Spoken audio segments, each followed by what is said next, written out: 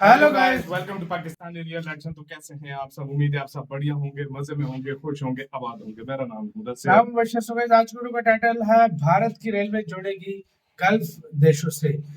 भारत के एनएसए की secret meeting शेखों के साथ, मतलब चीन सावधान हो गया।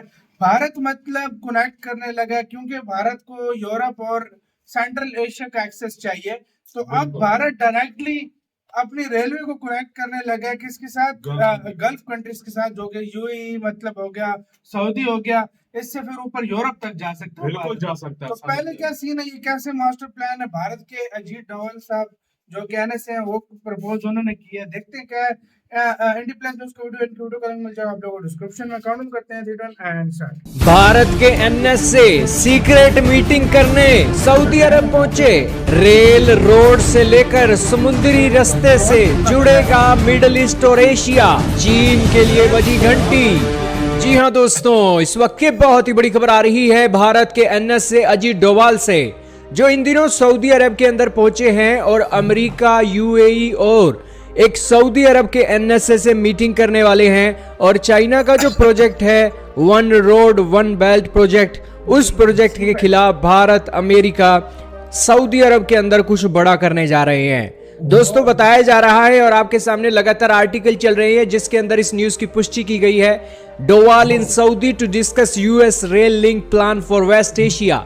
इसके अलावा न्यूज 18 का आर्टिकल है जिसके अंदर बताया गया है कि अमेरिका, इंडिया, सऊदी अरब के जो एनएसए है रियाद के अंदर मिल रहे हैं और मिडिल ईस्ट के अंदर रेलवे प्रोजेक्ट चलाने का एक एजेंडा है। इसके अलावा एक और आर्टिकल भी आपके स्क्रीन पर चल रहा है। अब दोस्तों आप कहोगे कि ये क्या मसला है, हमें जरा सही से बताओ कि आखिरकार क्या सिचुएशन निकल रही है। दोस्तों फिक्र मत करो, आपको गूगल मैप से बताएंगे कि आखिरकार सारी सिचुएशन क्या है। दोस्तों आप ये मैप देख रहे हो, प्यारा भारत देख रहे हो। भारत को इधर मिडिल ईस्ट से कनेक्ट करने के लिए अमेरिका और इजराइल ने जो प्लान तैयार किया है उसी को एक जमीनी स्तर पर उतारने के लिए भारत के एनएसए सऊदी अरब पहुंचे हैं। आपको याद ही होगा एक ग्रुप बना हुआ है I2U2। इस ग्रुप में भारत है, यूएई है, इजराइल है और अमेरिका है। इस ग्रुप की एक मेन खासियत यही थी कि मिडिल ईस्ट के अंदर कनेक्टिविटी के प्रोजेक्टों को बढ़ाया जाए और जो चाइना की डोमिनेंस मिडिल ईस्ट के अंदर बढ़ती जा रही है उसको काउंटर किया जाए।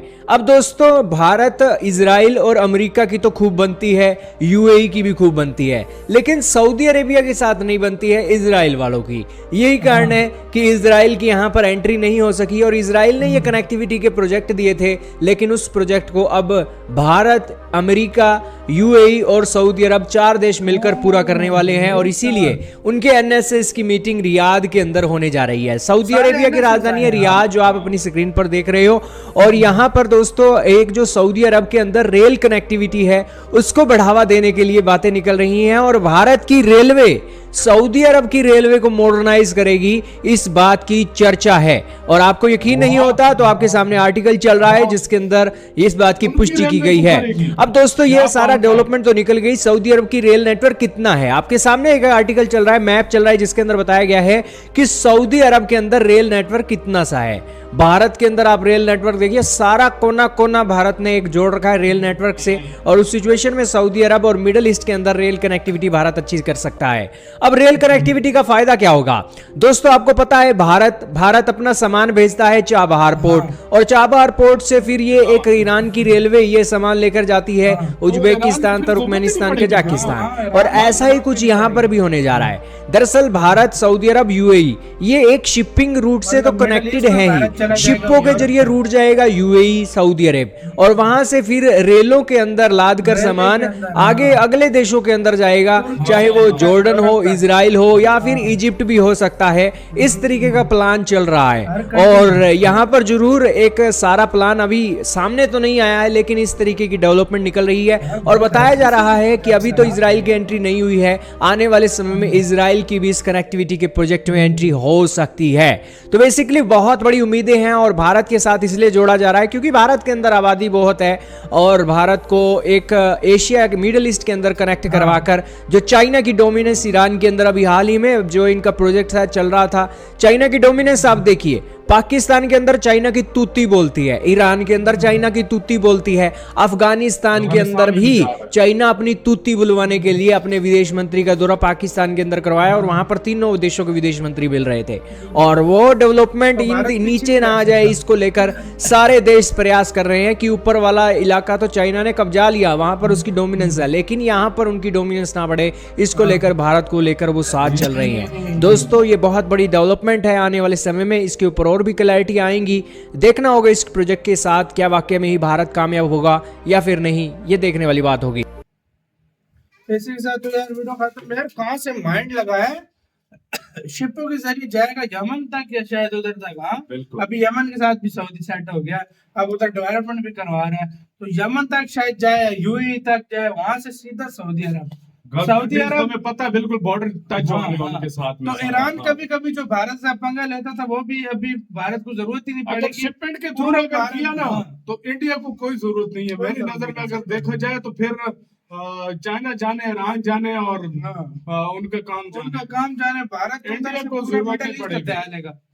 देखो और ये बहुत अच्छा किया करेगा। अभी आहिस्ता आहिस्ता मिडिल ईस्ट की तरफ चाइना जाता जा रहा है, तो भारत ने पहले ही एंट्री मार दी उधर। और पहले यहाँ भाई भारत एंट्री न भी मारता, अमेरिका को पता है ये सिर्फ भारत कर सकता है, सही बात। क्योंकि भारत के रिलेशन है अच्छे सऊदी के साथ, अमेरिका के वो रिलेशन नहीं है, और ना वो रिलेशन मिडिल ईस्ट के साथ इस तरह के खास हैं जो सऊदी अरब के, जो सऊदी अरब के सऊदी अरब की और यूएई की चलती है। और उन दोनों देशों की अमेरिका से नहीं बनती, और सबसे ज्यादा वो सऊदी अरब और यूएई पसंद किसको करते हैं? भारत को। तो वो आएगा लाजमी शामिल होगा मिडिल ईस्ट में। और तीसरी बात, इजराइल की किससे सबसे ज्यादा बनती है? अमेरिका और इंडिया से। तो इंडिया तो लाजमी होगा, ये 110% गारंटी से है कि इंडिया मिडिल ईस्ट में अपना माल पहुंचाने का तरीका भारत ने देख लिया है, शिप और रेलवे के थ्रू पहुंचाएगा। और बहुत अच्छा बड़ी बात है सऊदी अरब की रेलवे लाइन को अपग्रेड करेगा इंडिया।